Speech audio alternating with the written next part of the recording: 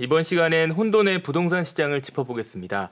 박은정 감정평가사님 모셨습니다. 안녕하세요. 안녕하세요. 네, 이 국내 부실 부동산 PF 문제부터 좀 짚어보려고 하는데, 이 태영 사태가 크게 이슈가 된 이후에 이 부동산 PF발 위기가 계속 이어지고 있는 상황이라고 들었습니다. 현재 상황을 좀 어느 정도 위험 단계라고 좀 봐야 될까요? 부동산 PF 문제는 제가 전에도 한번 말씀 많이 드린 적이 있었는데, 결국에는 어떤 부동산 개발 사업을 통해서 발생하는 이익을 바탕으로 어떤 사업의 비용이라든가 이런 부분들을 다 처리하는 형태이기 때문에 개발 사업이 성공리에 완료가 되기 전까지는 이제 부실의 위험이 있을 수밖에 없는 문제인데, 현재 이제 부동산 시장이 좀 좋지 않다 보니까 물건을 만들어내더라도 시장에서 수요하는 측의 이제 이런 부분들이 부족하다 보니까 분양이 안 되고, 그러면 자금을 회수할 수 있는 방법이 없어지기 때문에 이런 부분들이 이제 이 사업에 대해서 보증을 서줬던 시공사의 어떤 부실 문제로 이어지고 있고, 또 여기에 돈을 빌려줬던 금융기관의 부실로 전이되지 않을까, 이런 우려가 지금 커져 있는 상태인데, 근본적인 해결이 지금 되고 있지 않은 상태이다 보니까 이 위기 상황은 계속 지금 이어져 가고 있고요. 그래서 사실은 작년 같은 경우는 어떤 금리가 이제 내리면 전체적인 사업에 대한 비용 자체가 줄어들 수 있는 구조이기 때문에, 그리고 또 금리가 내리면 다시 부동산 시장이 좋아질 수 있을 거다라는 기대가 있었기 때문에 시간적으로 좀 이어나는 시기를 보냈다면, 앞으로 이제 금리 인하에 대한 부분이 불투명한 시장이고, 또 시장이 단기에 살아날 걸로 보여지지 않다 보니까 이제는 이 부실을 계속 끌고 갈 수 없다. 그렇기 때문에 이제 정리를 주문한 상태라고 볼 수 있고, 현재 진행형이라고 볼 수 있습니다. 근데 과거에 나왔던 이제 자료에 보면 PF 그 대출에 관한 잔액이 134조 정도로 집계가 됐었는데, 최근에 나온 건 뭐 또 200조 이야기가 나오고 있잖아요. 이거는 부동산과 관련된 이제 PF에 대한 대출 플러스 이제 PF의 형태는 아니지만 토지를 담보로 한 대출, 그리고 또 이 대출 채권을 유동화해서 만든 그 규모 있잖아요. 이것까지 전부 다 포함했을 때는 이 PF를 기초로 한 어떤 대출과 관련된 문제가 발생할 수 있는 그 잔액이 이제 200조가 넘어간다. 이렇게 보시면 되고, 그렇기 때문에 시장에서 이걸 전부 다 이제 어떻게 보면 부실을 정리하고 또 살릴 건 살리고 이런 과정을 통해서 하더라도 좀 규모가 크기 때문에 충격이 있지 않을까, 이렇게 지금 보고 있는 것 같습니다. 지금 뭐 이제 아무래도 이제 이게 자기 자본을 적게 들이고 이제 대출을 받아서 이제 사업을 하는 구조잖아요. 그러다 보니까 성공하면 문제가 없는데, 지금처럼 이제 분양이 잘 안 되고 뭐 여러 가지 문제가 생기면 이제 문제로 이어지는 건데, 앞으로 이런 건설사들의 부실 문제가 좀 크게 다가올 수 있을지, 지금 말씀하신 걸 바탕으로 봤을 때. 지금 이제 PF 시장에서 또 문제로 구체적으로 지적되는 부분이 이제 브릿지론에 대한 부실 문제가 나오고 있는데, 브릿지론이라는 거는 최초에 이제 토지를 매입한 상태, 2단계 아주 초기 단계라고 볼 수 있어요. 근데 이 초기 단계의 사업을 벌일 때 저금리의 어떤 유동성이 풍부한 시장에서는 서로 경쟁적으로 부지를 확보하기 위해서 토지의 매입 자금에 대해서 적극적으로 제시를 했었고, 그러다 보니까 좀 높은 가격의 토지를 매입한 형태로 이제 사업을 이제 진행하는 초기 단계의 형태로 남아 있는 거거든요. 그런데 이제 이 자금의 한 90% 가까이를 레버리지를 활용해서 들어온 시장이다 보니까 이게 사업이 구체화되지도 않았는데, 이 토지 매입할 때는 비싼 값에 사되 또 거기에 부채를 많이 활용해서 산 형태다 보니까 이게 사업이 구체화되는 데까지도 걸리는 시간이 있고, 구체화되기 전에 브릿지론을 통해서 토지를 매입하고, 그쵸. 구체화되면 또 그 본 다른 대출을 PF로. 받아서 이제 네. 브릿지론을 갚는 거죠. 네네네. 그러니까 본 PF가 들어가기 전에 단기적인 형태, 그렇기 때문에 단기에 리스크가 있기 때문에 고금리로 빌려주는 게 브릿지론인데, 이 부분이 이제 단기만 빌려주고 금리를 취하면서 금융기관이 이익을 가져가는 구조였었는데, 이게 바로 본 PF로 이어지지 않으니까 연장하고 할 때 이제 추가적으로 다음 사람이 또 빌려주는 형태가 돼야 되는데, 그게 이제 연장이 안 되거나 이런 상황이 됐을 때는 이제 당장 사업주가 이 돈을 갚아야 되는 모습이 나타나는데, 갚을 능력이 없는 거죠. 워낙 자기 자본 비율이 낮기 때문에. 근데 이 부분에 대해서 이제 시공사라든가 신탁사라든가 어떤 이제 보증의 형태로 들어갔기 때문에 이제 그런 부실을 이제 보증선 주체가 이제 2차적으로 책임을 지는 형태가 되다 보니까 이제 우발 채무의 규모가 큰 건설사들의 위기설이 나오고 있는 거고, 그게 이제 현실적으로 드러나는 문제가 이제 태영에서도 이제 이런 문제가 발생을 한 거죠. 네. 그 우발채무라는 게 이제 보통 많이 쓰는 말이긴 한데 정확히 어떤 의미인가요? 그러니까 기본적으로 시공사가 직접 돈을 빌려갖고 쓴 그런 채무가 아니라 아, 이제 보증을 통해서 내가 보증서 준 주체가 채무를 불이행했을 때 시공사가 대신 이제 이행해야 되는 그런 거의 대부분의 PF 사업에 참여되고 있는 형태잖아요. 그러니까 본 PF로 넘어간 경우에는 어떤 시공에 대한 보증을 선 형태라고 보면 그 전 단계 같은 경우는 이 사업이 이제 진행과 이 사업 주체에 대한 신용을 보강하는 형태로 이제 들어가다 보니까 우리가 이제 개인 간에도 대출을 받았을 때 돈을 안 갚으면 네. 보증서 준 사람이 이제 그쵸. 책임지고 망하는 상황이 네, 망하죠. 발생을 네. 하잖아요. 그런 것처럼 이제 기업 간에 그런 문제가 발생을 하게 되는 거죠. 그 태영 이후에 이제 뭐 중소 건설사들도 뭐 공사하다 멈추고 공매로 넘어가서 잘 되지도 않고 그리고 뭐 대형 건설사들도 뭐 신세계나 롯데나 뭐 이렇게 언급되는 건설사들이 있었는데 그런 데들은 조금 지금 상태는 안전하다고 볼 수 있을까요? 아니면 좀 어려웠다고 볼 수 있을까요?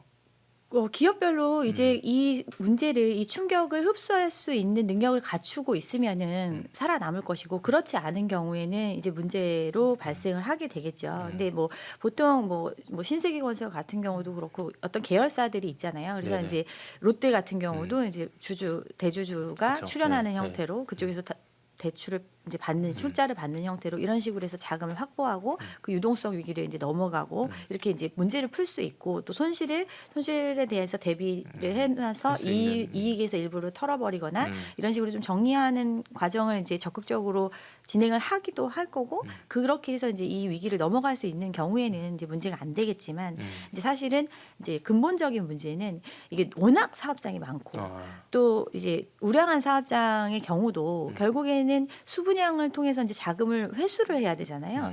그러니까 시공사가 돈을 들이는 거는 초창기에 사업을 참여를 해서 공사는 이제 미리 진행을 하잖아요. 이미 이제 하도급 업체에 대해서 그렇죠. 네. 자금을 비용을 지급해야 되는 형태인데 이 비용을 회수하는 것은 이제 수분양을 통해서 분양이 잘 돼서 분양 대금을 뭐 이제 시기별로 이제 받게 될 때 그때 이제 맞춰서 이제 이 자금을 회수하는 형태인데 분양이 잘 안 되면 이제 결국에는 이제 문제가 불거질 수밖에 없는 거고 이게 또 나중에 준공 후 미분양 부분이 네. 지금 악성 미분양으로 그쵸. 해서 문제가 많이 되고 있는 이유가 이제 안 팔리는 물건을 계속 갖고 있는 형태잖아요. 근데 이제 시공사 같은 경우는 자금을 오롯이 다 회수하는 게 사실은 이제 최종적인 분양 완료가 됐을 때에 이제 대부분 이제 많은 부분을 상당 부분을 회수하는 구조로 많이 계약이 되어 있기 때문에 미분양이 많아지면 이제 그만큼 계속해서 이제 비용이나 이제 손실이 발생을 하고 또 이제 시공사가 기지급한 비용들조차도 사실은 차입을 통해서 많이 하고 있는 형태이기 때문에 금융 비용이 이제 눈덩이처럼 불어나주는 거죠. 계속 또 불어나잖아요. 그렇죠. 그렇죠? 네. 빚이 이제 빚으로 막는 형태가 되면 결국에는 그만큼 이제 금융 비용에 대한 부담이 커지기 때문에 계속 이런 문제가 좀 계속될 수 있는 이런 위험성에 노출되어 있다고 볼 수 있습니다. 지금 이제 뭐 어쨌든 PF 문제가 우리나라 경제에 미치고 있는 영향이 큰데 한편으로는 또 이제 위험은 있지만 정부가 잘 관리하고 있으니까 그렇게 뭐 진짜 위험한 상황까지 가지 않을 거다 이런 의견도 있고 아니면 진짜 심각한 상태로 좀 빠질 거다라는 의견도 있는데 어떻게 좀 보시나요? 정부가 잘 관리한다고 하는 부분은 이 문제를 근본적으로 해결해 줄 수는 없음을 뜻합니다. 그러니까 질서 있는 구조 조정 그리고 어떤 사회에 큰 충격을 주는 것들을 조금 방지해 주는 형태, 완화시켜 주는 형태로 참여할 수 있는 것뿐이지 네. 근본적인 문제는 기업이 지고 있는 부채의 크기가 기업이 스스로 지금 감당할 수 없는 규모의 빚을 지고 있다라는 게 문제인 거거든요. 네. 그러니까 결국에는 이 시장이 어떤 지금 이제 부채를 활용해 가지고 PF 사업을 진행을 하고 있고 이 부채의 부분을 사실은 수분양자 즉 가계나 다른 이제 수분양자를 통해서 회수를 해가지고 문제가 해결이 돼야 되는데 지금 가계도 사실은 부채가 너무 네. 많은 상태여가지고 이걸 지금 시장에서 흡수해주지 못하고 있는 형태잖아요. 결국에는 이제 이 빚의 규모가 줄어드는 과정, 빚의 규모가 줄어든다는 거는 손실 부분이 확정이 되고 누군가는 손실을 입고 파산이나 회생 이런 정리의 절차가 이제 벌어진다는 걸 벌어져요. 뜻하는 네. 거거든요. 그래서 이제 그런 과정에 있어서 엄청난 엄청난 파장이 일어나는 것, 경제가 흔들릴 정도의 파장이 일어나는 거를 막는 역할을 할 뿐이지 근본적으로는 자구책을 통해서 스스로 해결하지 않으면 지금 해결이 안 되는 걸 정부도 인지하고 있고 그렇기 때문에 이번에 이제 금융위원장이나 얘기를 했던 부분들이 PF 문제를 금리가 곧 내릴 걸 기대해서 이연시키는 행태를 좌시하지 않겠다. 스스로 이제 해결하고 속도 있고 빠른 이제 구조조정의 과정을 가라고 주문한 것도 결국은 이 상황을 전부 다 해결해 줄 수는 없으니 각자 도생의 길로 가라라고 이야기한 것과 같다고 볼 수 있습니다. 네.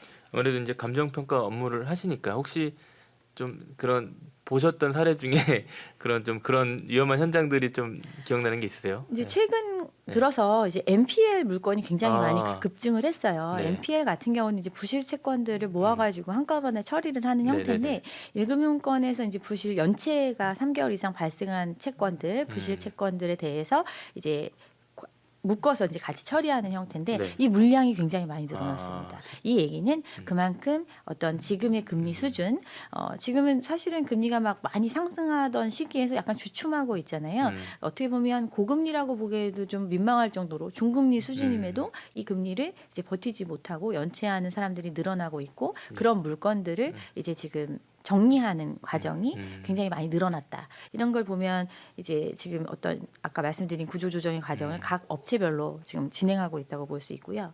또 PF 같은 부분들도 네. 뭐 이제 대출이 연장이 되지 않으면 결국에는 EOD 기한이익 상실을 통해서 이제 사업이 정리되는 절차로 갈 수밖에 없는데 네. 이런 부분들이 이제 한두 차례 연장을 통해서 작년 같은 경우는 계속 이연이 돼 왔어요. 근데 최근 들어서는 이제 공매 물건이 늘어나고 있고 더 큰 문제는 이제 공매를 통해서 처분이 돼서 이제 이게 누군가 사줘서 그쵸. 이제 네. 일부는 손실을 입고 아. 일부는 이제 자금을 회수하는 형태로 이제 안정화가 되는 과정을 가야 되는데 공매가 이제 쉽게 낙찰이 되지가 않는 거죠. 이제 워낙 이제 지금 상태에서는 사업성을 확보하기가 사줄 어려운 사람이 없는 거네요. 그렇죠? 사줄 네. 사람이 있더라도 현재 어떤 그 기준이 되는 토지 음. 가격이라든가 매입가를 통해서는 나중에 지금 분양시장이라든가 어떤 시장의 상황을 봤을 때 사업성을 확보하기가 어렵다. 또 물가 부분도 있기 때문에 비용이 들어가는 거에 비해서 사업성이 없는 구조가 되다 보니까 현재 어떤 공매 기준가를 통해서 입찰을 받는 경우가 좀 드문 거죠. 그러다 보니까 이제 유찰이 일어나고 지금 이제 초기 단계에 있다고 보시면 될 것 같습니다. 초기 단계. 네. 네. 지금 이제 국내 그런 PF 문제가 발생하면 아무래도 금융권에도 영향이 있을 것 같은데 최근에 뭐 새마을금고가 한창 문제가 됐다가 최근에 또 연체율이 올라간다는 그런 얘기도 있었어요. 이 금융권에 미치는 영향은 좀 어떨까요? 사실은 이제 금융기관이 그동안 굉장히 호황을 누렸잖아요. 호황을 누렸던 이유가 부동산 시장이 화랑이다 보니까 단기에 돈을 빌려주는 형태의 이제 이금융권들이 많이 참여를 했고 그게 이제 브릿지론에 차지하는 비중이 크잖아요. 이제 그런 부분들이 하이 리스크 하이 리턴이기 때문에 고금리를 취했었는데 네. 그 당시에는 사업성이 그러니까 어떻게 시장이 좋고 그쵸. 또 네. 저금리고 뭐 이런 상황에서는 하이 리스크가 없었던 거죠. 하이 리턴만 있었던 리스크가 별로 없었구나. 네, 그런 네. 구조였는데 이제 그게 막히다 보니까 이제 그런 위기가 이제 전이가 되는 거고 또 증권사들의 어떤 PF 연체율이 높은데 증권사 같은 경우는 이 대출을 할 때 주관을 해가지고 어떤 자금을 대줄 주주들을 모집을 하잖아요. 네. 그러면서 이제 이 사업이 뭐 만기가 됐을 때 연장이 안 되거나 이랬을 때는 그 채권들 유동화된 채권들을 다시 사주는 조건 이런 조건을 붙인 경우도 있고 뭐 이러다 보니까 이제 시공사가 보증을 서준 것과 마찬가지로 그런 이제 어떤 부담 부분이 그렇군요. 존재를 네. 하는 거죠. 그러면 이제 그런 금융권들에는 부담이 있는 거고 1금융권 같은 경우는 사실은 브릿지 같이 이렇게 좀 리스키한 쪽에는 대출을 거의 안 하기 때문에 대부분 이제 본 PF 부분에 많이 이제 대출을 하고 있고 본 PF가 이미 진행됐다라는 건 이제 공사가 진행되고 있는 사업장들 네. 그러면 결국에는 일반적인 경우보다는 조금은 조금 더, 안전한 그렇기 때문에 어떻게 보면 연체율도 다른 업권에 비해서는 좀 낮은 형태를 보이고 있지만 결국에는 이 사업에 어떤 문제가 발생을 했을 때 네. 누가 가장 먼저 책임을 지느냐에서 이게 어떤 손실의 범위라든가 이게 뭐 1차적으로 처음에 사업을 시행한 시행자만 망하고 끝나면 그쵸. 이제 시행자만 손해를 보는 거고 그거를 하더라도 추가적인 어떤 손실이 있으면 거기에 보증서 준 2차적인 금융기관들이 이제 손실을 보게 되는 거고 이제 3차적으로는 이제 시공사에 대해서 이제 또 돈을 빌려줬는데 못 받게 되는 형태 뭐 이런 상황이 되면 이제 금융기관 쪽으로도 부실이 전이될 수 있는 거죠. 그러니까 이 갭이 큰 부분들이 손실이 확정되는 절차가 뭐 시장에서 어느 정도 뭐 공매를 통해서 처분이 된다 하더라도 선순위가 어느 정도 다 회수를 하고 네.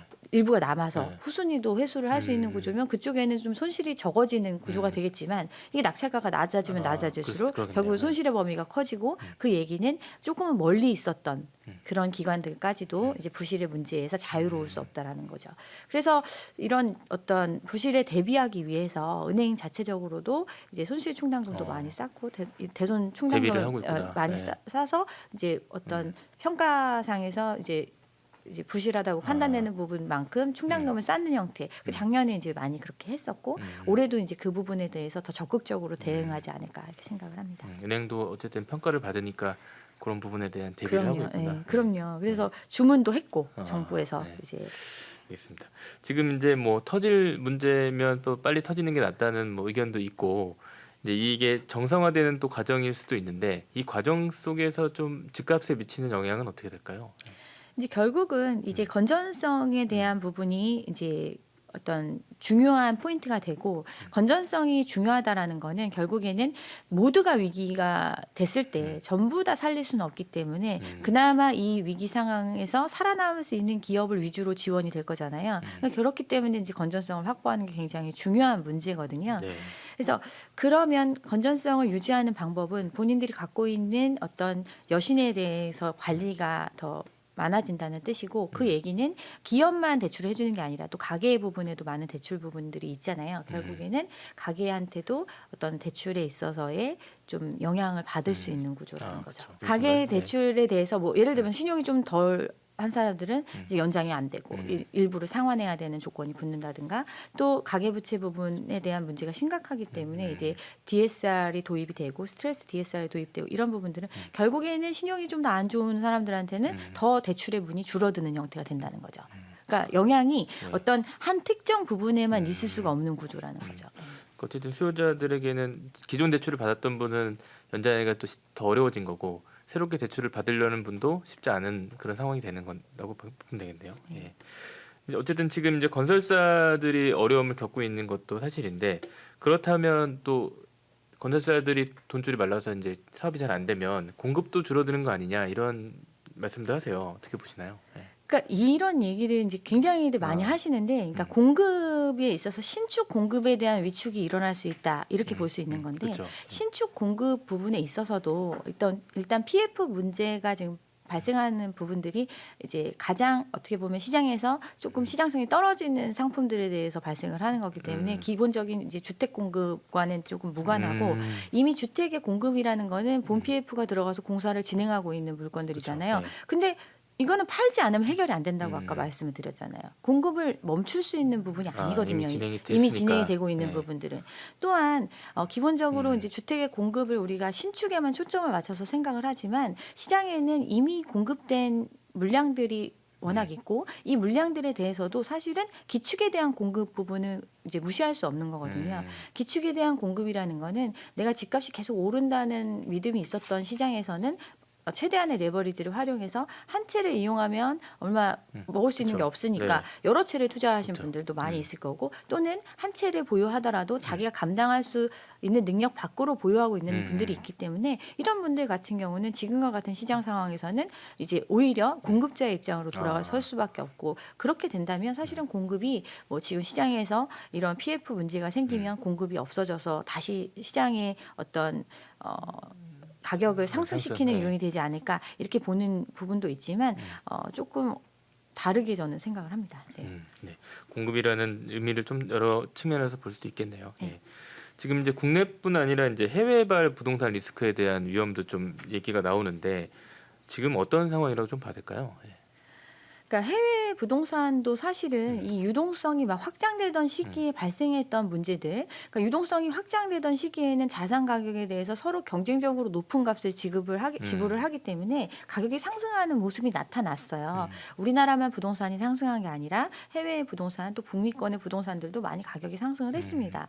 그런데 실질적으로 이제 유동성이 축소되는 시기에 접어들었고 이 부동산의 어떤 가치적인 측면에 있어서도 과거에는 우리가 어떤 부동산에 투자를 한다고 하면 이 부동산이 나중에 얼마에 팔 수 있을 거다 이런 기대감만 갖고 투자를 하는 게 아니라 이 부동산을 보유함으로써 얼마만큼의 일정 부분의 이익을 줄 수 있을 것인가, 임대 수익이라고 할 수 있죠. 이런 부분들을 고려해서 투자를 하거든요. 그런데 이제 어떤 유동성이 풍부했던 시기에는 이런 수익률에 대한 기대치를 굉장히 낮추고 나중에 자산의 차익만을 고려한 투자들이 많이 있었기 때문에 이제 높은 가격이 형성될 수가 있었는데 이제 어떤 가격이 이제 꺾이는 시점이 됐고 그러다 보니까 수익성에 대한 부분들이 부각될 수밖에 없고 그런데 수익성은 오히려 더 악화된 상황이 되다 보니까 이 물건을 어떻게 보면 다시 환가를 하려면 결국에는 내가 샀던 가격보다는 낮은 가격으로 판매할 수밖에 없는 이런 형태가 되다 보니까 자산 가격이 폭락이 온 거거든요. 우리나라도 이제 있는 현상인데 해외도 똑같이 그 현상이 있는 거예요. 그런데 이제 시장이 워낙 금융 투자 환경 자체가 글로벌화되다 보니까 해외 부동산에 대한 투자도 많이 있었거든요. 근데 해외 부동산에 대한 투자 형태가 좀 이제 여러 가지가 있는데 은행이 직접 이제 대출을 해주는 경우가 있고. 아니면 펀드를 조성해가지고 이제 사모를 해서 뭐 연기금이라든가 이런 데서 이제 투자를 한 경우도 있고 또 이제 개인들한테 공모를 통해서 개인들이 부동산 펀드에 가입을 해가지고 그 자금을 활용해서 해외 부동산을 구매한 경우들이 있단 말이에요. 자산운용사에서 보통 이제 이걸 하는데 그러면 어떤 식으로 이제 사업 구조를 짜느냐 하면 여기에 키 테넌트 즉 안정적인 임대를 보장하는 업체가 들어와 있고 그래서 연평균 얼마의 이익을 주고 이걸 5년을 보유하고 난 후에 매각을 했을 때는 매각 차익이 얼마나 발생할 수 있기 때문에 이 펀드에 투자를 해라 이런 식으로 해서 이제 자금이 그렇구나. 들어왔는데 이제 일정 부분 임대 수익을 줄 수 있는 부분들은 있었겠죠. 그리고 또 이제 공실이 생기면 그만큼 그 예상했던 임대료보다는 줄어드는 부분이 생겼을 거고. 그런데 지금 이제 자산 가격이 뭐 평가를 했더니 가치가 없더라. 뭐 이런 기사도 많이 나오고 있는데 그 얘기는 지금 이걸 매각했을 때 그런 자산 가격에 이익이 있는지를 봤을 때 가격이 떨어진 거예요. 매입했던 가격보다. 그러다 보니까 어떻게 보면 다달이 이제 배당이나 이런 걸로 얻었던 이익이 전부 다 상쇄되는 효과가 그러네요. 발생을 하고 오히려 원금을 손실하는 구조 뭐 이렇게 되다 보니까 이제 이 부분이 이제 문제로 불거지고 있고 현재 이게 순차적으로 어떻게 설정 기간이라든가 많이 판매됐던 시기들도 있고 투자했던 시기들이 다르기 때문에 이게 이제 도래하는 시점이 다른데 이제 손실을 적극적으로 인식할 것인지 말 것인지 이런 부분들에 있어서도 이제 아까도 말씀드린 건전성 문제가 있기 때문에 이제 시기적으로 있었는데 이제 최근에는 이제 그런 부분들을 반영을 한 거죠. 그래서 작년 같은 경우에는 5대 금융 그룹에서는 1조 정도를 이제 그런 손실들을 반영을 해가지고 이미 이제 장부에서 털어낸 거고 그런데도 아직도 이런 리스크가 있는 상품들에 투여된 자금들이 전체 있는데 다 반영된 게 아니니까. 그렇죠. 예. 그런 이제 어떤 익스포저가 있기 때문에 지금 이제 이게 문제가 될 것이다라고 요즘 나오고 있는 거죠. 네. 이게 앞으로 좀 말씀하신 대로 손실이 제대로 더 반영이 되다 보면 우리나라 부동산에도 영향을 미칠 수 있을까요? 좀 시장 상황에? 예. 결국에는 부동산 시장이 뜨거울 수 있었던 이유가 계속해서 가격이 오른다라는 일단 기본적인 시장의 분위기 플러스 돈을 쉽게 구해서 쓸 수 있었던 이 두 가지가 맞닥뜨려지다 보니까 가격이 올라갈 수 있었는데 이제 지금은 이제 금융권 자체에 어떤 특정 부분에서만 문제가 생긴 게 아니라 사실은 국내 부동산의 문제도 있고 해외 부동산의 문제도 있고 또 가계의 어떤 복합적으로, 신용이라든가 가계에 대출해준 부분들의 문제도 있고 기업에 대한 대출 부분들도 문제가 있고 이런 연체율이 늘어나는 부분들이 있고 이런 상황들이 한꺼번에 있는 거거든요. 결국에는 영향을 안 줄래야 안 줄 수가 없는 거죠. 그 영향이 어떤 게 결정적이라고 보기는 어렵지만 결국에는 이 문제들이 복합적인 문제들이 전반적인 흐름들이 이렇게 가고 있는 상태다 보니까 이게 이제 시장에 영향을 줄 수밖에 없는 거죠. 네. 이번엔 본격적으로 집값에 대한 얘기를 좀 해볼 텐데 이 부동산 구매 심리를 좀 자극할 만한 정부 정책들이 좀 나온 상태라서 그럼에도 불구하고 집값이 계속 하락 중이고 또 거래가 이루어지지 받지 않는 상황들이 지금 계속 이어지고 있어요. 지금 현재 흐름을 좀 어떻게 봐야 될까요? 일단은 이제 가격이 떨어지고 있는데도 거래가 이루어지지 않는다. 매물이 시장에 많이 증가를 하고 있는데도 이제 이게 거래로 이어지지 않고 있는 거는 결국에는 시장에서 지금 받아줄 수 있는 수요가 없다라는 수요가, 뜻이거든요. 기본적으로 이제 아파트가 계속 공급이 돼 왔고 현재도 이제 분양을 많이 하고 있잖아요. 근데 이제 분양가 자체가 너무 높다 보니까 그 분양에 대해서 입지가 좋고 또 대규모의 어떤 브랜드 단지라고 해서 청약을 도전할 수는 있지만 실질적으로 이제 계약을 이제 체결하는 입장이 됐을 때 이 자금에 대해서 어떻게 조달해야 될지에 대해서도 이제 문제가 되고 이게 내가 어떤 레버리지를 무리해서 활용을 하더라도 충분한 이익을 준다라는 보장이 있으면 적극적으로 할 텐데 그렇지 않은 시장이다 보니까 이제 미분양이 많아지고 있는 이익에 대한 기대감이 좀 그렇죠. 떨어졌죠. 예. 그러니까 이익이 지금 불확실한 상태에서 어떤 리스크를 특히나 금리가 곧 낮아질 수 없다라는 게 이제 전반적인 시장의 판단이다 보니까 그런 상황에서 이제 어떻게 보면 지금 이제 사실 40년을 기준으로 대출을 받아도 대출 이제 갚기가 좀 힘든 규모를 그쵸. 대출을 받아야 네. 분양을 받을 수가 있잖아요.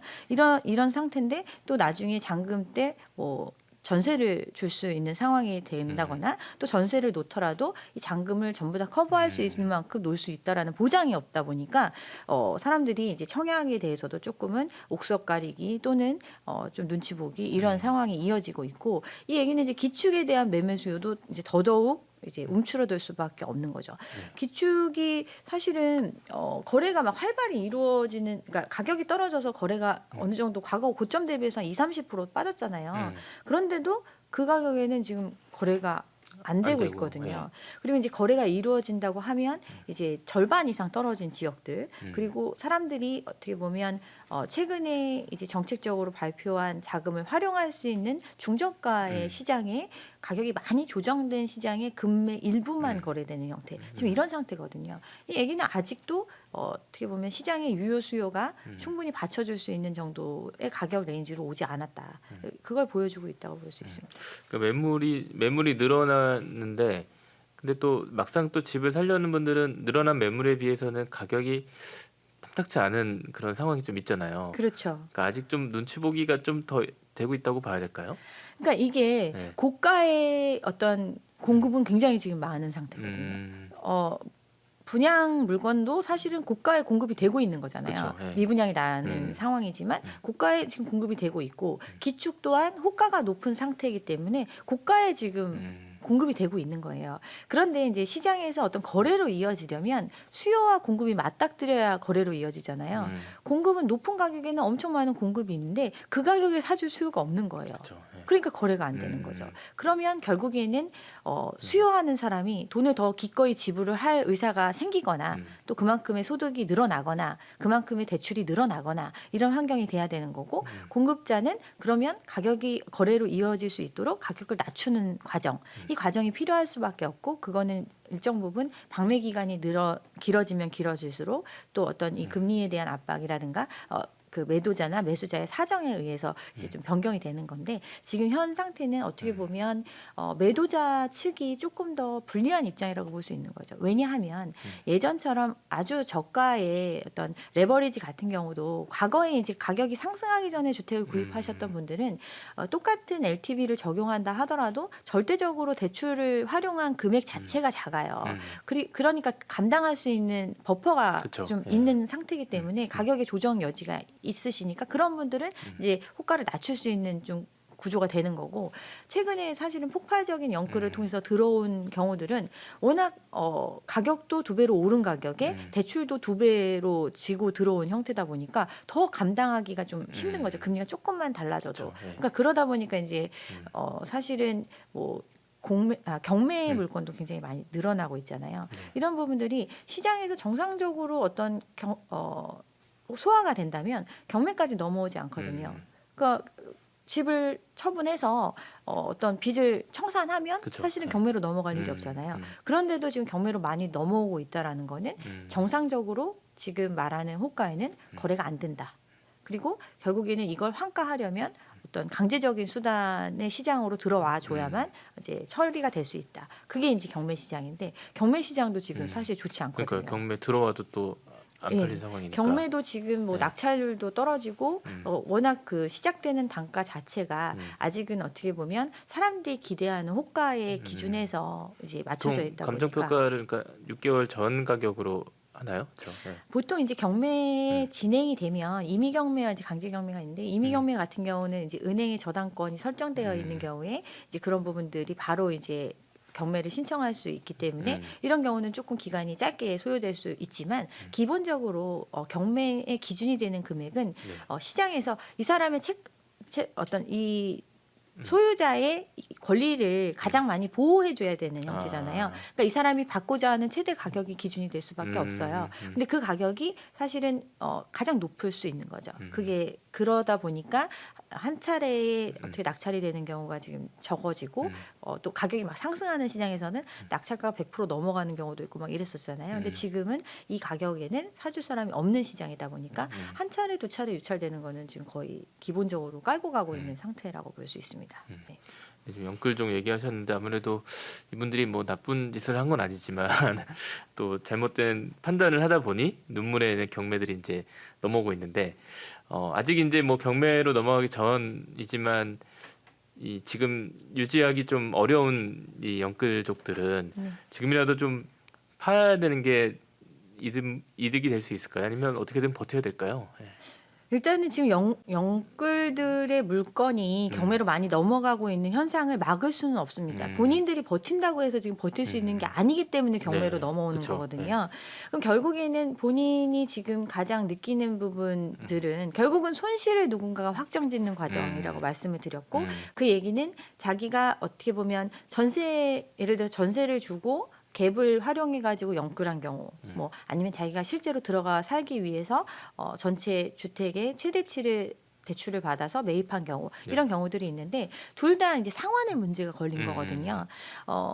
자가로 들어간 경우에는 대출의 감당 이자가 너무 늘어났고 그렇죠. 네. 그러다 보니까 내가 산 가격이 이제 대출받은 금액 플러스 자기 자본이 들어갔을 거 아니에요. 근데 그 자기 자본은 까먹는 형태잖아요. 대출금은 줄어들지 않으니까. 그렇죠. 네. 그러니까 전체적인 지분 중에서 전체적인 집값 중에서 자기가 투자한 자본은 없어지고 대출금은 그대로 남아 있는 상태인데 이 대출금에 대한 무게를 견디지를 못하는 상황이 됐기 때문에 네. 이거는 이제 경매로 넘어가는 형태가 그렇죠. 되는 네. 거고 또 전세를 끼고 매입한 경우는 갭을 보통 많이 활용을 했는데 이 전세금이 대출받은 것하고 똑같은 거잖아요. 근데 이거를 연장을 하려면 누군가 이제 다시 세입자를 받아서 이 세입자가 똑같은 금액을 주고 들어오면 문제가 없어요. 근데 그렇지 않기 때문에 문제가 발생을 한 거거든요. 그 전세를 들어온 사람이 자금을 돌려달라고 하는 상태가 되거나 또는 일부를 상환해야 그쵸, 되는데 네. 그 일부마저도 갚을 능력이 안 되기 때문에 경매로 넘어오는 거거든요. 네. 그러니까 이제 뭐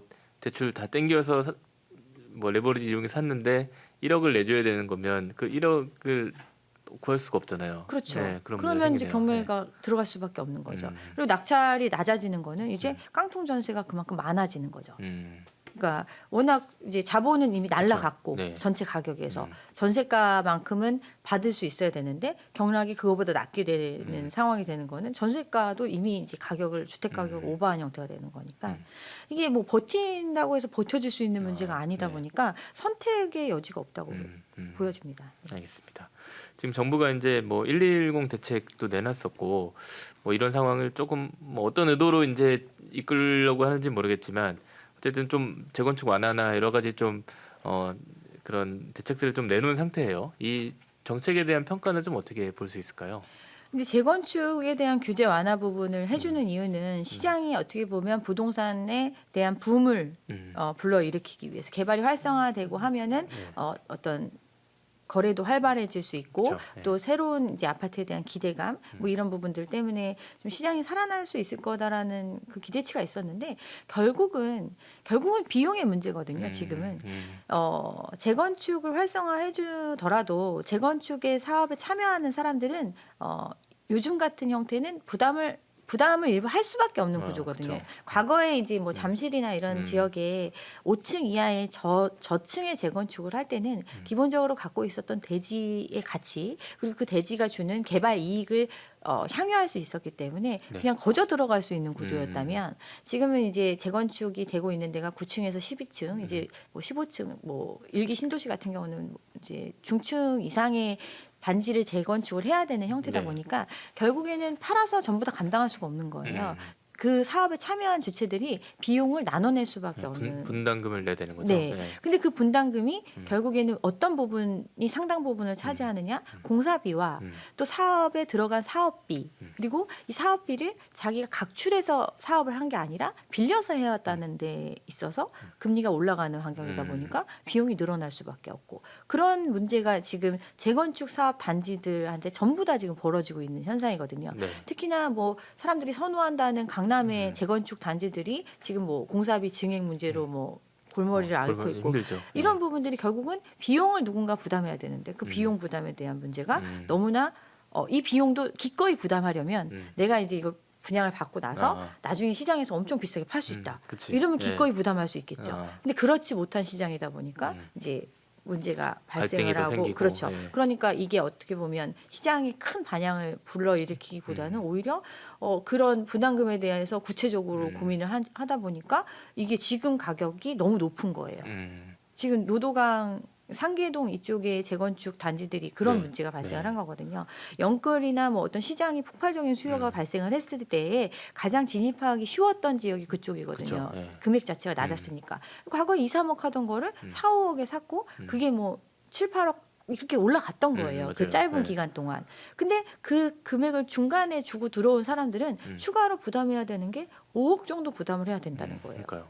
그러면 그건 이제 뭐 2억에 처음에 재건축을 할 갖고 이유가 있었던 없어지니까. 사람은 5억을 부담하더라도 신축 아파트니까 뭐 7, 8억은 가겠지. 이런 어떤 개발에 대한 이익 부분이 이제 보여지니까 네. 사업을 할 수 있지만 중간에 들어온 영끌들 같은 경우는 4억에 뭐 5억, 뭐 8억에 5억 이러면 그냥 다른 더 우수한 지역의 아파트를 네. 사는 것과 별반 다르지 않은데 이 사업은 언제 될지도 몰라.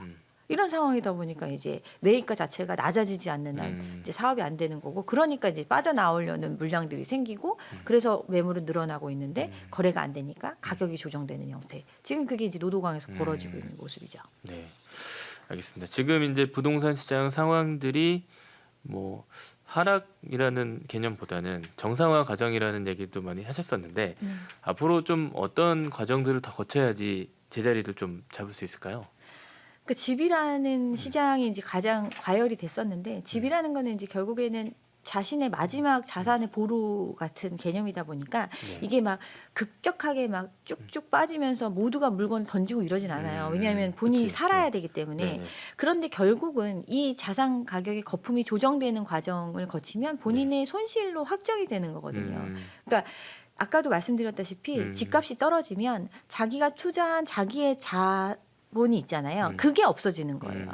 이거를 살 때 내가 자본을 전부 다 100% 자기 자본으로 샀으면 자기 자본을 잃고 끝나는 문제인데 가격이 하락하면 자본은 없어지는데 대출을 활용한 경우에는 대출은 대출은 그대로 있는 거예요. 갚아야 되니까 그대로. 네. 네. 그러면 결국에는 이 부분이 결국에는 대출을 갚으려면 이 집을 처분하지 않으면 대출을 못 갚잖아요. 그렇죠. 네. 근데 그 처분가 자체도 더 떨어지니까 처분을 하고도 결국은, 일부를 또 자기가 네. 빚으로 남게 되는 형태 이런 상황이 이제 과도한 빚의 규모였으니까 그게 조정되는 과정이 앞으로 벌어질 거고 그 과정이 이제 좀 고통스러울 수밖에 없지만 결국에는 이 거품이 제거되고 어떤 디레버리징의 과정이 벌어지려면 이 어떻게 보면 조정과 고통의 시간은 필수적인 거죠. 필연적인 거죠. 그래서 이게 좀 지나야 좀 시장이 좀 정상화되지 않을까. 그러니까 지금 가장 큰 문제는 이 부동산 급등기에 왜 가격이 올라갔나 그 내면을 살펴보면 그 기간 동안 부채가 2배로 늘었거든요. 집값이 2배 오르는 동안 부채가 2배로 늘은 거예요. 그러니까 이 부채가 2배로 늘어난 부분을 해결할 수가 없기 때문에 지금 이런 문제가 생기는 거거든요. 그렇죠. 예. 네. 참 이게 어려운 문제네요. 예. 네. 어느 정도 내려오면 그 적정한 수준이 찾을까요?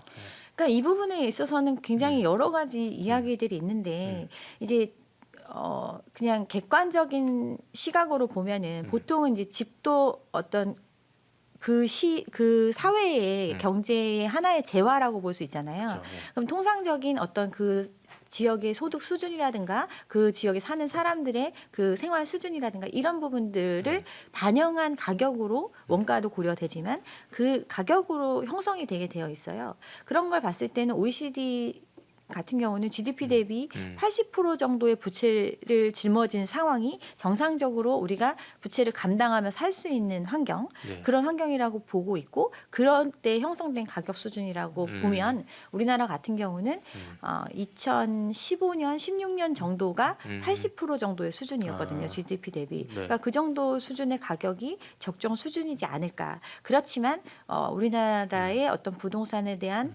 기본적인 전통적인 자산으로서의 생각, 또 가격의 어떤 상승에 대한 믿음, 또 소유하고자 하는 주관적인 욕구들 그쵸. 네. 이런 걸 고려하면 그 정도 가격까지는 이제 그게 완전히 바닥이라면 그 전에서 또 다시 약간의 반등이 일어날 수도 있지 않을까 이렇게 생각을 합니다. 네. 네, 알겠습니다. 지금 이제 또 금리 이슈가 아무래도 가장 관심이 높을 텐데 아까 이제 금리 인하가 좀 쉽지 않을 거라는 얘기도 하셨어요. 어떤 이유 때문에 그럴까요?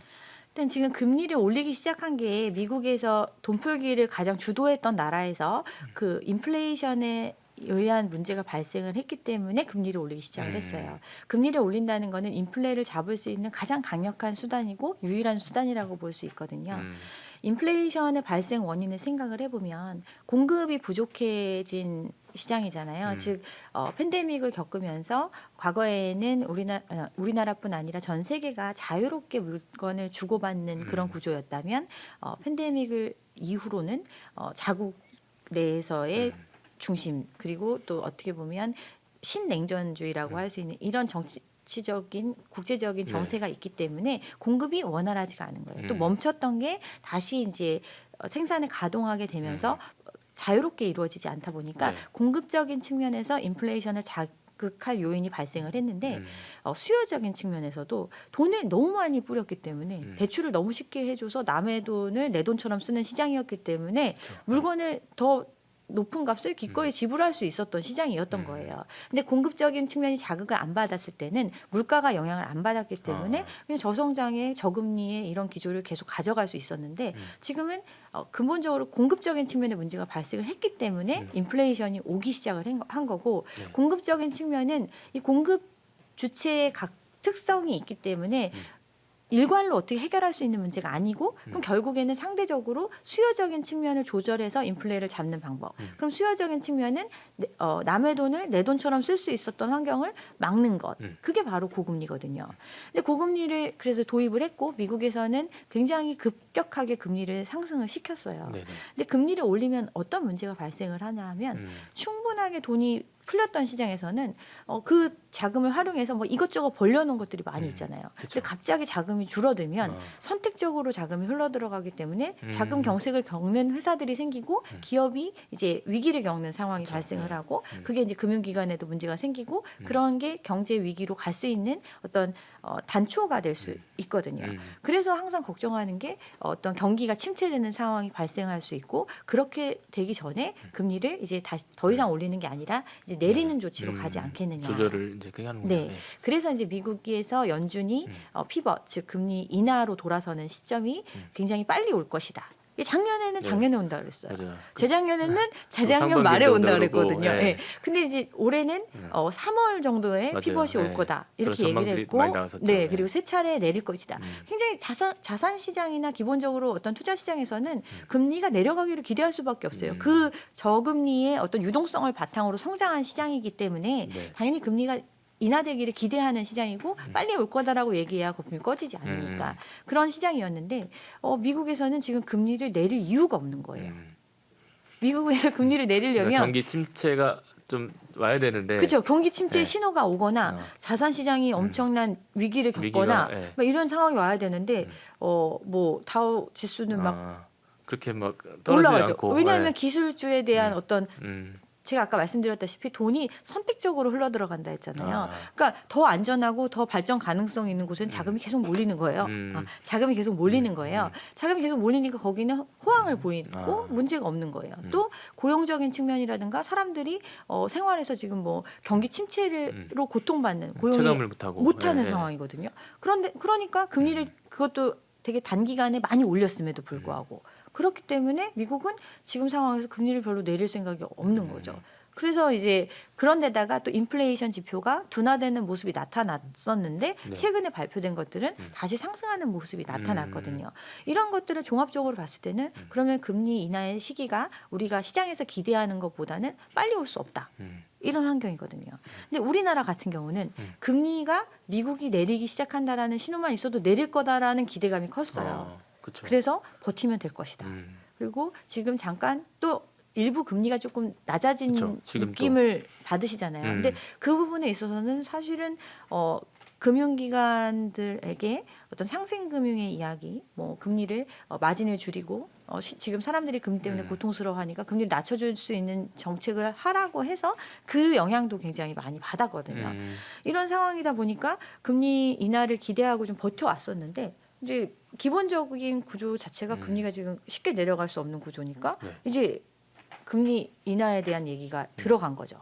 그리고 우리나라 같은 경우는 지금의 금리도 미국이 올릴 때 같이 올렸다고 이야기는 하지만 네. 굉장히 조금밖에 안 그쵸. 올렸어요. 또 그래서 격차가 한미 있으니까. 기준금리 격차가 2%가 나는 상황이 사실 역대 최대로 벌어진 상태인데 이게 꽤나 장기간 지금 유지되고 있거든요. 네네. 그러니까 미국이 내리기 시작한다 하더라도 우리는 섣불리 내릴 수가 없는 구조거든요. 그러니까 계속 뭐 할 수 있는 거는 가만히만 있으면 중간은 가는 거니까 그래서 이제 금리가 계속 동결되지 않을까 이렇게 지금 보고 있는 거죠.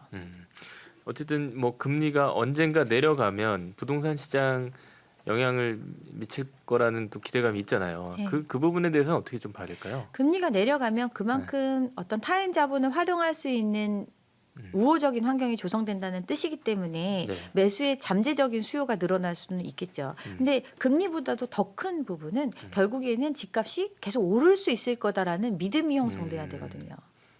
그런 게 이제 네. 같이 따라줘야지. 근데 이제 네. 지금 심리가 많이 꺾인 상태다 보니까 이 두 가지가 다 좀 작용이 돼야 되고 실질적으로는 그런 심리가 살아나려면 거래도 활성화가 돼야 되는데 아직은 이제 거래자들이 대폭 참여할 수 있는 수준의 가격대로 내려오지 않았기 때문에 지지부진한 상태고 그래서 이제 이 지금 침체된 상황이 단기에 해소되기는 어렵다라고 보여지는 겁니다. 네.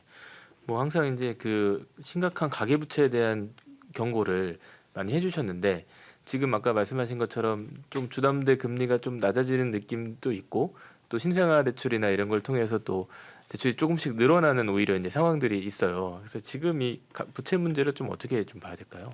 그러니까 가계부채의 문제가 사실은 이제 감당할 수 없는 수준의 빚을 졌다라는 거는 이제 누구나 인식하고 있잖아요. 네. 개개인별로는 내가 감당할 수 있을 거다라고 생각해서 많이 지었겠지만 전체적인 규모 면에서는 이미 우리의 어떤 경제 규모를 초과한 수준으로 빚을 지고 있는 게 현실이에요. 그런데 가장 큰 문제는 빚을 청산하는 방법은 내가 어떤 소득을 많이 증가를 시키거나 아니면 자산의 처분을 통해서 이익을 얻어서 그 대출을 갚아나가는 형태 이렇게 돼야 대출이 줄어들 수 있는데 대출이 계속 증가한다는 얘기는 연장하고 오히려 이제 이자까지 더 빌리는 형태 네네. 추가적으로 자산 가격이 올랐다고 하니까 그것만큼 더 빌려서 이 상황을 모면하고 이러다 보니까 대출이 줄어들 수 없는 구조거든요. 네. 거기에 아파트뿐 아니라 부동산의 활황기를 통해서 정말 많은 물량이 공급이 됐거든요. 근데 이 공급에 대한 대금을 바로 그러니까 지불하는 게 아니에요. 전체적으로 100% 내가 분양받은 시점에 다 지급하는 게 아니라 중도금, 잔금의 형태로 한 2, 3년의 기간에 걸쳐서 그렇죠. 지급을 네. 하잖아요. 결국은 이미 분양이 이루어졌다라는 거는 추가적인 대출이 계속해서 늘어날 수밖에 없다라는 그쵸. 거거든요. 일단 당첨됐으니까 계속 이제 네. 중도금도 내야 되고 잔금도 내야 되는데 그 중도금 잔금을 자기의 어떤 갖고 있는 돈으로 내는 게 아니라 대출 받아서 내는 거거든요. 그러니까 대출이 어떤 전체적인 규모가 줄어들기는 쉽지 않은 구조죠. 그렇구나. 네. 그래서 지금은 어떻게 보면 대출을 연장할 때도 자기가 빌렸던 돈을 그대로 연장하거나 추가로 더 빌리거나 이런 형태지 이걸 이제 줄여서 가는 거는 강제적으로 맞아요. 네. 어떤 신용 부분에 대한 등급이나 이런 거를 통해서 조정되는 거지만 극히 일부란 말이에요. 그러니까 이렇기 때문에 때문에 어떻게 보면 지금 정부에서도 이 대출이 증가하는 부분에 대해서는 이제 뭐 얘기를 못 하고 증가율을 관리하겠다고 아, 이야기를 하는 거거든요. 네. 그렇구나. 어쨌든 뭐 이미 대출을 받았던 분들은 추가로 계속 대출을 또 받아야 되는 상황들이 더 많겠네요. 그러니까 아까 말씀하신 뭐 그것도 중도금 대출도 그렇고. 네, 중도금 대출도 그렇고 또 이제 전세 부분도 마찬가지인 게 내가 이제 다주택의 경우는 집이라는 게 결국은 누가 살아줘야 의미가 있는 공간이기 때문에 누구한테 이제 전세를 놓거나 이렇잖아요. 근데 네. 전세를 살아줬던 사람들이 전세금을 이제 올라간 금액만큼 이제 다 지불할 수 있을 줄 알았는데 그들도 이제 대출을 활용해서 들어온 경우가 있다 보니까 많다 보니까 이제 금액을 줄일 수밖에 없잖아요. 수요가 그리고 새 아파트가 공급이 많이 됐으니까 그 가격대에 선택할 수 있는 그 공급된 전세나 뭐 이런 것들이 많다 보니까 전세가 자체가 막 상방을 치고 올라갈 수 있는 구조가 아니거든요. 그쵸, 그러면 이 부분에 대해서도 갚아줘야 되니까. 그래서 작년에 정책 그 나왔던 게 대환 대출에 네네. 관한 부분들이 정책 자금으로 풀렸던 것도 음. 이 부분을 해결하기 위해서 풀린 건데 결국은 대출을 통해서 해결해 준 거죠. 그러네요. 그러니까 또 대출이 증가할 수밖에 없었던 거죠. 네. 네, 알겠습니다. 지금 이제 부동산 시장이 전체적으로 좀 침체된 상황에서 뭐 이런 주택뿐만 아니라 상업용 부동산 같은 경우도 뭐 지식산업센터도 되게 위기라는 그런 얘기들이 나오는데 지금 그쪽 상황은 좀 어떻게 봐야 될까요? 워낙 이제 주택 시장이 과열되다 보니까 주택 시장 관련된 대출에 대한 규제 부분들이 많이 도입이 됐고 그렇지만 어떻게 보면 저금리의 유동성이 풍부한 시장이었다 보니까 그거에 대한 대체 상품 투자할 수 있는 곳에 많은 수요가 몰렸다고 볼 수 있어요. 근데 지식산업센터를 예로 들으셨는데 지식산업센터 같은 경우는 아파트형 공장의 새 이름이거든요. 네네. 이제 그치. 아파트형 공장이라는 거는 기존에는 이제 보통은 토지 건물로 된 곳에 공간을 마련해서 이제 공장 제조업 이런 것들을 주로 했다면 이제 아파트 형태로 공장을 이제 여러 층으로 지어가지고 이제 구분 소유적 형태로 운영할 수 있게끔 이렇게 만들어진 게 이제 아파트형 공장인데 결국에는 이제 사업자가 들어와서 여기를 활용해 주는 형태잖아요. 그래서 보통은 이제 사업을 하는 기업을 하는 분들이 그런 장소에 대한 부분들에 대한 좀 지원책 이래서 저리로 대출을 해주고 또 사업을 하는 사람들이 그래서 사업을 활성화할 수 있도록 지원해줬던 그런 부분들이 있었는데 이 부분을 이제 임대 사업을 통해서 이제 내가 공장을 직접 운영할 게 아니더라도 기업을 직접 운영할 게 아니더라도 일단 분양을 받아서 나중에 임대 놓으면 되겠지. 그쵸. 또는 잔금 치를 때쯤 되면은 이게 분양가가 계속 올라가고 있으니까 그만큼의 프리미엄을 얻을 수 있을 것이다. 이렇게 투자한 사람들이 많았거든요. 그렇죠. 근데 실질적으로 집보다도 더 사실은 기업 같은 경우는 그 기본적인 생산 원가라는 게 있기 때문에 일정 부분을 지불할 수 있는 능력을 갖춘 회사들이 그렇게 많지 않거든요. 그리고 그 사업의 종류에 따라서 어떤 규모나 이런 것들이 다 다르고 그쵸. 그러다 보니까 근데 일률적인 형태로 아파트형 공장을 많이 공급을 해놨는데 그걸 다 채워주지를 못하고 그들은 분양받은 금액이 있기 때문에 어떤 기대하는 임대 수익률이라든가 이런 것들이 있다 보니까 임대료 자체가 호가가 높아요. 채워지지가 않는 거죠. 그렇게 한 2, 3년의 시간이 흐른 상태가 많고 서울 같은 경우는 이제 그런 문제가 좀 덜하지만 경기도권, 수도권 남부 지역이라든가 북부에 아파트형 공장이 굉장히 많이 들어섰는데 너무 많이 생긴 것도 좀 문제인 것 그렇죠. 같아요. 예. 분양이 잘 되니까 그런 땅이 있으면 다 이제 그걸 만든 거예요. 그러다 보니까 이걸 이제 분양받은 사람들은 공실의 기간이 너무 길고 그 사이에 뭐 관리비도 내야 되고 이 이자도 내야 되고 뭐 이랬었는데 이자는 2배가 올라가고 이런 상태다 보니까 이제 이런 부분에 대한 어떤 경매 물건도 굉장히 많이 늘어나고 있는 지금 그런 상황입니다. 네. 뭐 좀 먼 전망일 수도 있겠지만 향후 10년 우리나라 부동산 시장 좀 어떻게 변할까 이런 부분에 대해서는 어떻게 답해 줄 수 있을까요?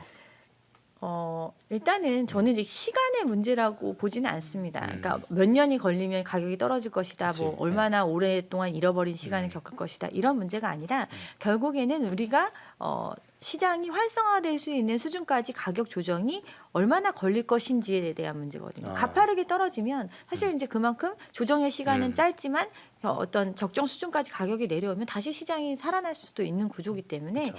10년을 전망하기는 좀 음. 어려울 것 같습니다. 지금 정부가 내놓는 정책들을 보면 또 지금 집을 사야 되지 않을까 하는 조급함이 조금 들리는 마음도 있는데 어떤 점이 좀 주의를 해야 될까요? 일단 정부가 내놓는 정책들을 보면 기본적으로 가게를 위한 정책을 내놓는다고 생각을 안 하셨으면 좋겠습니다. 아.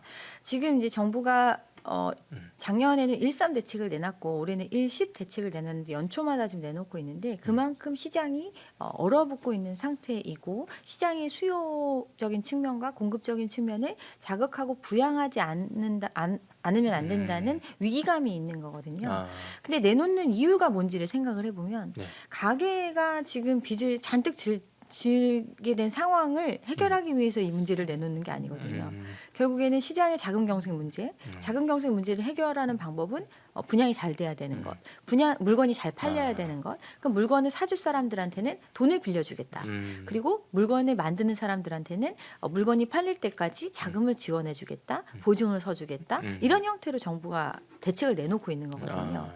그리고 기존의 어떤 이미 참여할 수 있는 사람들은 대부분 다 시장에 참여하고 있다고 보면 돼요.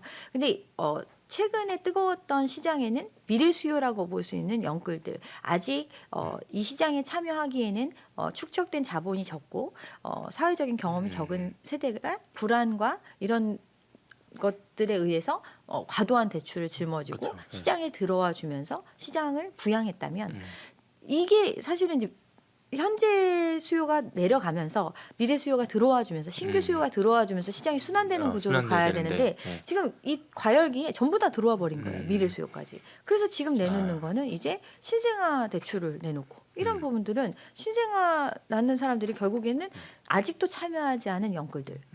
그러니까 신생아 대출 요즘에 구조 보니까 새로 대출 받는 것보다는 기존 대출 갈아타는 분들이 더 많더라고요. 네. 제가 그래서 이 정책이 네. 큰 과거에 나왔던 어떤 정책 자금보다는 시장에 미치는 영향이 미미할 것이다라고 말씀드렸던 이유가 신생아 대출이라는 거는 조건 자체가 일반적으로 참여할 수 있는 조건이 아닌 거예요. 특수 조건을 붙여진 대출이거든요. 그쵸. 그 얘기는 이 조건을 일부러 만드는 케이스보다는 이 조건이 우연치 않게 이미 발생한 경우에 활용할 수 있다라는 거고 그런 사람들은 대부분 어떤 청년 대출이라든가 신혼부부 대출, 정책 모기지 뭐 이런 것들을 이미 활용한 사람들이 네. 가능성이 높아요.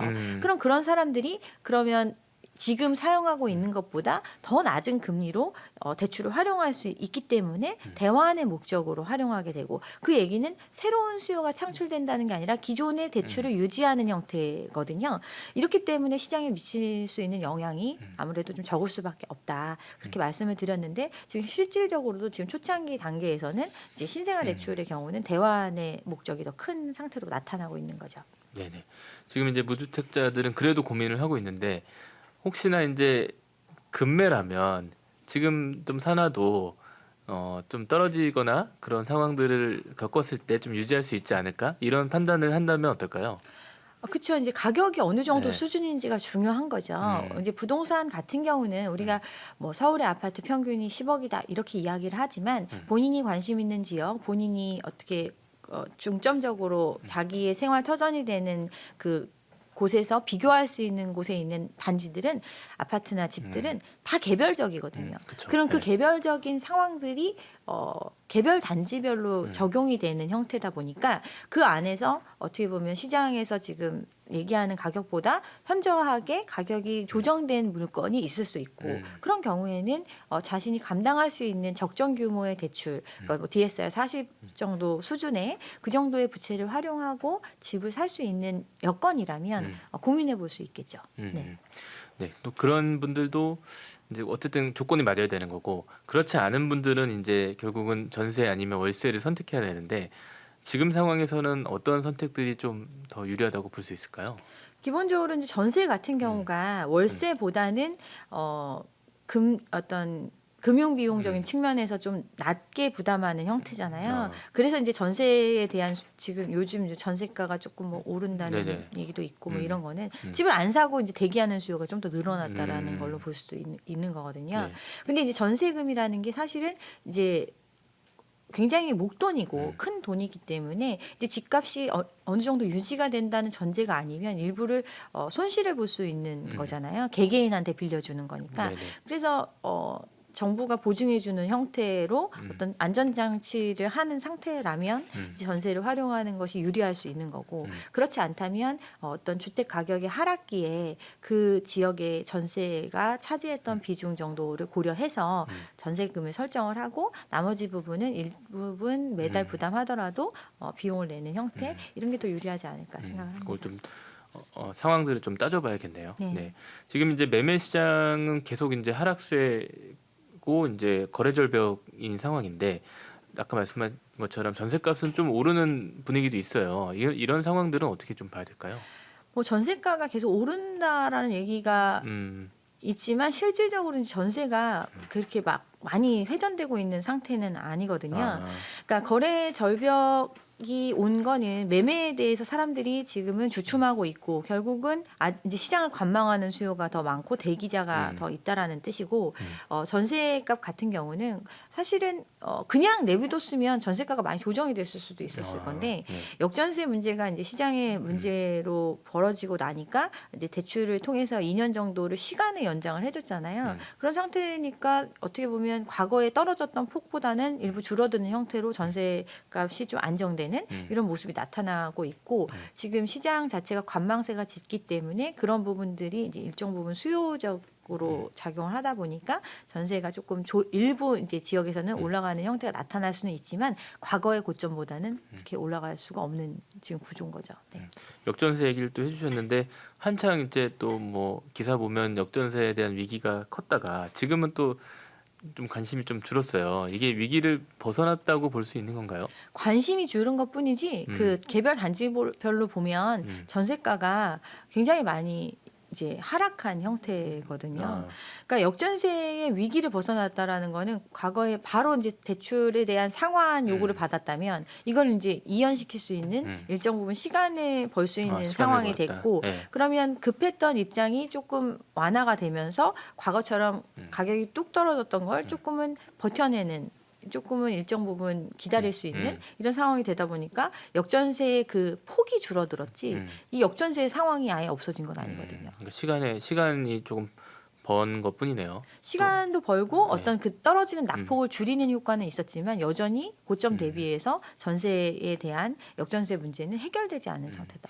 이게 또 아파트랑 좀 빌라 시장을 구분해서 좀 볼 필요도 있지 않을까 싶은데. 지금 이제 빌라 시장 같은 경우는 전세를 아예 지금 거의 보증되는 형태까지만 전세를 넣는 형태고 이제 왜냐하면 이제 빌라는 워낙 문제가 커졌잖아요. 네, 전세 사기 문제도 커졌고. 그러니까 이게 전세 사기라는 게 사실은 고의성을 가지고 이제 한 경우에 전세 사기라고 볼 수 있는데 이 임대인과 임차인의 입장에서는 어느 누구든 잠재적으로 전세 사기에 노출되어 있다고 볼 수 있거든요. 기본적으로 전세금이라는 것도 누구한테 받아서 대환을 해주는 형태가 아니라 자기가 갚아줄 수 있는 언제든 나간다고 했을 때 그 돈을 내줄 수 있는 상태여야지 맞는 건데 그렇지 않잖아요. 네, 그렇죠. 그럼 결국에는 시장 상황이 안 좋아져서 또 누군가 들어와주는 후속자가 없다면 돈을 못 갚는 형태가 되고 그러면 결국에는 자기의 보증금에 대해서 이제 돌려받지 못하는 형태가 되다 보니까 이 부분은 어떻게 보면 전세라는 구조가 갖고 있는 구조적인 문제라고 볼 수 있습니다. 이 서울 분양 시장에 대한 얘기도 좀 해보면 좋을 것 같은데 지금 이제 서울 내에서도 뭐 미분양도 있고 계약률도 떨어지는 상황들이 나타나고 있는데 이게 뭐 분양가가 높아서 일단 기본적으로 문제가 될 수 있을 것 같아요. 또 다른 문제도 있을까요? 그러니까 분양가를 높게 받을 수밖에 없다라고 이야기하는 게 들어간 비용이 있기 때문에 이제 그 부분에 대한 문제고 서울 지역의 분양 같은 경우는 대부분 이제 재건축 재개발을 통해서 공급이 그렇죠. 되는 네. 물량이잖아요. 그러면 분양을 통해서 분양 수입으로 자금을 충당을 해서 이 사업의 비용을 일부 털어내는 구조인데 이게 분양가를 낮추면 결국은 사업에 참여한 주체들, 음. 조합원들의 부담이 늘어나는 거거든요. 그러니까 이게 함부로 낮출 수가 없는 그러네. 구조인 거죠. 네, 그런 네. 부분들이 있고. 그렇지만 음. 사업 결국에는 높게 해가지고 하나도 못 파는 것보다는 가격을 낮춰서라도 자금을 회수하는 게 더 현명한 방법이기 때문에 네네. 이제 금액을 낮추는 형태. 뭐 지금 서울 같은 경우는 뭐 당장 금액을 낮추진 않지만 뭐 옵션이라든가 뭐 이런 부분들에 대한 비용을 면제해 준다든가 아니면은 뭐 이자 부분을 지원해 준다든가 뭐 이런 형태로 이제 마케팅을 할 수는 있겠지만 결국에는 팔아야 문제가 해결되기 때문에 가격이 뭐 무조건 높아질 수만 있는 구조는 아니다라고 저는 생각합니다. 그럼 앞으로는 조금 분양가가 좀 떨어지는 상황들이 나타날 수도 있는 건가요? 당장 눈에 보이는 게 떨어지기는 좀 어렵겠죠. 이유는 이제 이게 사람들이 이제 분양가는 절대 떨어질 수 없을 거다. 그래서 이제 지금 좀 높은 것 같지만 지금이라도 분양받는 게 좋겠다 이런 얘기들이 네. 있는데 그렇죠. 일종의 마케팅인 거죠. 분양가를 구성하는 게 무엇인지를 생각을 해보면 분양가는 결국에는 원가적인 측면에서 보면 토지 가격 플러스 건축비예요. 건축비는 물가가 올라가고 비용이 늘어났기 때문에 상승한다 하더라도 네. 토지 같은 경우는 기본적으로 그냥 부가가치가 없는 거잖아요. 토지는 조정될 수 있는 부분이 있는 거고 아까 PF 시장이나 뭐 이런 거에서 얘기했던 것처럼 결국 사업성이 나오려면 땅값이 떨어져야 사업성이 나오는 것처럼 분양가 자체도 사실은 이 땅값이 차지하는 가격이 내려가면 가격이 내려갈 수 있는 거죠. 네. 지금 그래서 보니까 뭐 일부 분양은 이미 한 단지들 같은 경우는 마피도 나오고 또 무피도 나오고 이런 게 좀 그런 맥락이라고 보면 될까요? 같은 개념이죠. 지금 원가적인 측면에서 분양가를 땅값과 건축비로 말씀을 드렸지만 아파트 같은 경우는 땅과 건물을 이렇게 구분해서 생각하는 게 아니라 얼마의 평형당 얼마 정도에 거래된다라는 거로 우리가 생각을 하잖아요. 그건 결국은 주변의 시세와 그러니까 비교해서 가격이 결정되는 건데 주변의 가격이 떨어지고 있으니까 그러면 이제 건축비가 얼마든 간에 땅값이 조정이 되는 형태겠죠. 그 내부적으로는. 그래서 결국에는 그러니까 주변에 뭐 불과 뭐 몇 년 전에 분양한 아파트인데 그게 뭐 시세가 뭐 한 7, 8억 갔기 때문에 우리가 분양을 6억에 했고 뭐 그래서 피가 있는 줄 알았는데 지금 시세가 뭐 6억이다. 그러면 분양받은 거와 똑같이 같은 수준인 거죠. 그렇겠네. 예.